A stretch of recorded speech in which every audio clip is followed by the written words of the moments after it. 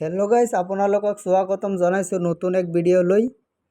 So guys এই ভিডিওত আমি আলোচনা কৰিম আপুনি ৰাস্তাৰে গৈ থাকোতে আপোনাৰ গাড়ীখনত পুলিচে চালান কাটিলে কি নাই, অথবা আপুনি কেতিয়াবা সেকেন্ডৰ গাড়ী কিনিবলৈ গলে সেই গাড়ীখনত কেইখন চালান আছে, গাড়ীখনৰ ইন্স্যুৰেন্স আছে না নাই, গাড়ীখন কাৰ নামত আছে, সকলো ডিটেইলছ আপুনি চাব পাৰিব নিজৰ মোবাইলত অনলি গাড়ীখনৰ নম্বৰৰ জৰিয়তে।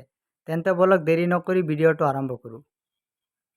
চালানখন চোৱাৰ বাবে আপুনি আপোনাৰ মোবাইলৰ প্লে ষ্টৰত যাব, গৈ পেলাই আপুনি সাৰ্চ মাৰিব বাইচাইকেল ইনফো এপ। সাৰ্চ মাৰাৰ লগে লগে আপোনালোকে এইটো এপ দেখিবলৈ পাব। এই এপটো আপোনালোকে ডাউনলোড কৰি ল'ব। মোৰ মোবাইলত ডাউনলোড আছে, সেইকাৰণে মই অপেন অপশ্যনত ক্লিক কৰিলোঁ। অপেন অপশ্যনত ক্লিক কৰাৰ লগে লগে আপোনালোকে এইটো এপলৈ আহিব। অহাৰ পিছত আপোনালোকে তলত চাব পে চালান বুলি লিখা আছে, আপোনালোকে পে চালান অপশ্যনত ক্লিক কৰিব।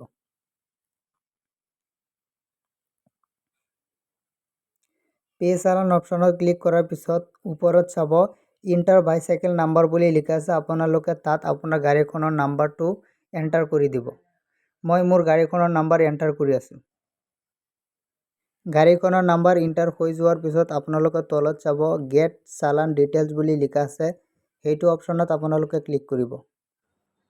ক্লিক কৰাৰ পিছত ইয়াত চাওক মোবাইল নম্বৰ বিচাৰিছে, আপোনালোকে আপোনাৰ নিজৰ মোবাইলটো ইয়াত এণ্টাৰ কৰি দিব। এণ্টাৰ কৰি দিয়াৰ পিছত এটা OTP আহিব আৰু OTPটো নিজে নিজে ফিল আপ হৈ পেলাই ভেৰিফাই হৈ যাব। হৈ যোৱাৰ পিছত আপোনালোকৰ চালানটো এনেদৰে শ্ব' হৈ যাব। ইয়াত আপোনালোকে দেখাই পাইছে যে মোৰ গাড়ীখনত এখনো চালান নাই, নো চালান ফাউণ্ড ফৰ ঠিক্স বাইচাইকেল বুলি লিখা আহিছে। যদি আপোনাৰ গাড়ীত চালান কটা থাকে তেনেহ'লে ইয়াত চালানটো শ্ব' কৰিব আৰু তলত চাব ভিউ ডিটেইলছ বুলি লিখা আছে, সেই ভিউ ডিটেইলছত ক্লিক কৰি পেলাই আপোনালোকে চালানটো ক'ত কটা হৈছে, কিমান তাৰিখত কটা হৈছে, কোনটো ঠাইত কটা হৈছে, সকলো ডিটেইলছ চাব পাৰিব। চ' চালান চোৱাৰ পদ্ধতিটো এইখিনিয়ে আছিলে। এতিয়া আমি চাম যে গাড়ীখনৰ নম্বৰৰ জৰিয়তে অনাৰ ডিটেইলছ কেনেকৈ ওলাব পাৰি।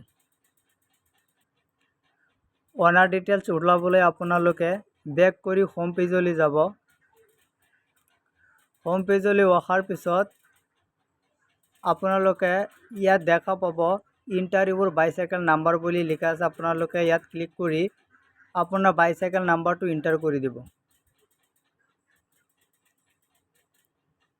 মই মোৰ বাইচাইকেল নাম্বাৰটো ইয়াত এণ্টাৰ কৰি আছোঁ।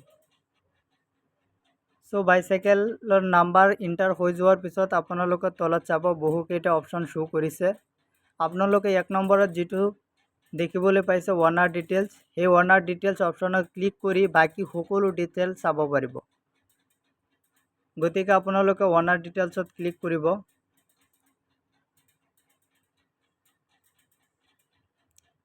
তাৰপিছত আপোনালোকে দেখা পাইছে ইয়াত ইন্স্যুৰেন্সখন এক্সপায়াৰ হৈ আছে। 14 জানুৱাৰী 2026 তাৰিখে ইন্স্যুৰেন্সখন এক্সপায়াৰ হৈছে। ইয়াত চালান লিখা আছে, নো আপডেট এভেইলেবল বুলি লিখা আছে, ইয়াত কোনো চালান নাই। আপোনাৰ গাড়ীত যদি চালান থাকে তেন্তে ইয়াত লিখা থাকিব কেইখন চালান আছে আৰু কিমান টকা আছে। তাৰপিছত আপোনালোকে অনাৰ ডিটেইলছত চাওক, ইয়াত অনাৰ্ছ নেম বুলি লিখা আছে। তাৰপিছত আপোনালোকে অলপমান স্ক্ৰল ডাউন কৰিব। স্ক্ৰল ডাউন কৰাৰ পিছত আপোনালোকে বাইচাইকেল ডিটেইলছ বুলি য'ত লিখা আছে তাত ক্লিক কৰিব। ক্লিক কৰাৰ পিছত বাইচাইকেলৰ নাম, বাইচাইকেলৰ মডেল, আপোনালোকে সকলোখিনি তথ্য ইয়াত দেখিবলৈ পাব। তাৰপিছত আপোনালোকে আণ্ডাৰ দ্য হোল্ড য'ত আছে তাত ক্লিক কৰিব। ক্লিক কৰাৰ পিছত ইয়াত ইঞ্জিন নাম্বাৰ, K6 নাম্বাৰ সেইবোৰ দেখিবলৈ পাব। তাৰপিছত আপোনালোকে অলপমান স্ক্ৰল ডাউন কৰি তলত যিটো দেখা পাব ইম্পৰ্টেণ্ট ডেট, সেই ইম্পৰ্টেণ্ট ডেটত ক্লিক কৰি আপুনি গাড়ীখন কেতিয়া ৰেজিষ্ট্ৰেশ্যন কৰা হৈছে, গাড়ীখনৰ বৰ্তমান বয়স কিমান, আপোনালোকে সকলো চাব পাৰিব। তাৰ বাবে আপোনালোকে ইম্পৰ্টেণ্ট ডেটত ক্লিক কৰিব। ক্লিক কৰাৰ পিছত আপোনালোকে তলত চাব পাৰিছে যে গাড়ীখনৰ বয়স হৈছে বাইচাইকেল এজ বুলি 5 বছৰ 10 মাহ বুলি লিখা আছে। আপোনালোকে এনেদৰে বাইচাইকেলৰ সকলো ডিটেইলছ চাব পাৰিব। চ' আজিৰ ভিডিঅ'টো এইখিনিয়ে আছিলে। আপোনালোকে যদি ভিডিঅ'টো ভাল পাইছে তেনেহ'লে মোৰ চেনেলটো ছাবস্ক্ৰাইব কৰি দিব। আপোনালোকৰ এটা ছাবস্ক্ৰাইবৰ বাবে আমি ইমান কষ্ট কৰি ভিডিঅ'বোৰ বনাওঁ।